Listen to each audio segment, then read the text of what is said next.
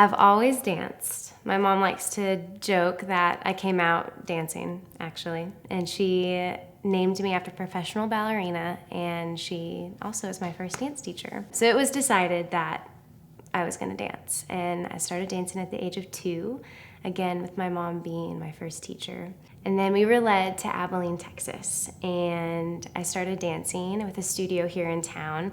But at the time, I was about 6 years old, and Beltway had this program called Echo. And essentially what Echo was all of these creative outlets coming together to worship. They had sword warriors, scrapbooking, sign language, and they had hip hop. And I loved it, and I wanted to be there every single day.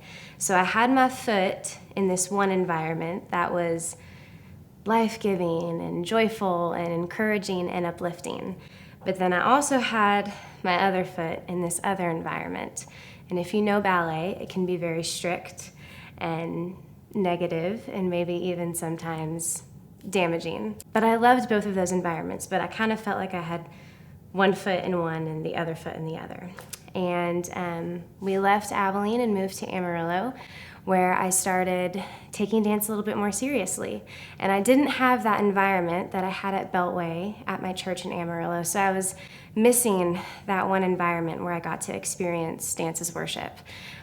So I dove in to classically training and really practicing my technique. And at 15 years old, I went on an audition, and I got picked up by a professional ballet company called Joffrey Ballet. And I moved to New York City at 15. I don't know whose mom would allow them to do that, but mine did. And I started dancing there. And the things that I had experienced in my adolescence in that environment of ballet intensified immensely when I was in New York. The things that you had to do to keep up, or what you had to look like, or what you had to do to be in those certain roles that you wanted, came with a lot of sacrifice. And a lot of the time it was pretty damaging and hurtful. But I loved that environment because, quite frankly, I was really good at it. And one day I went on another audition for my dream ballet company. I wanted to be in this company so badly. They had a height restriction of 5'9". You had to be 5'9" to audition. I'm 5'2", so somehow I got in, and by the grace of God, that company was like, you're gonna come to San Francisco. I was so excited, and literally 2 days later, a doctor had told me that I was not supposed to train anymore, and just like that, everything that I had worked for and that I wanted was not there anymore.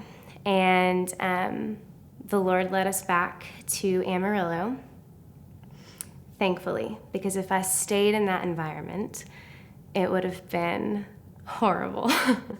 But we went back to Amarillo, and I opened a studio there because I couldn't dance anymore. I was like, I might as well use all of my knowledge and my gift of dance and start teaching. And I love kids, and I knew that I had a heart for children and also this passion for dance. And so I was like, I might as well teach. So we opened a studio in Amarillo, and it was going well. We were opened our 1 year for our first year, and the Lord led us back to Abilene.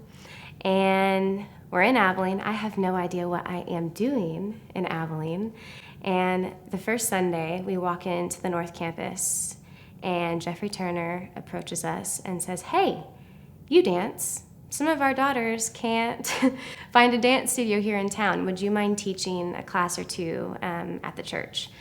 And I was like, sure, this sounds fun. We started off with about 6 girls, and they were staff kiddos. And I was back in that environment again that I had found myself in when I was a little girl, that joyful, life-giving, uplifting, and encouraging environment while learning to dance. It was everything that I wanted when I was dancing back then. It was like my two worlds colliding. So we started with our little class, and then every semester we kept growing and more kiddos would join.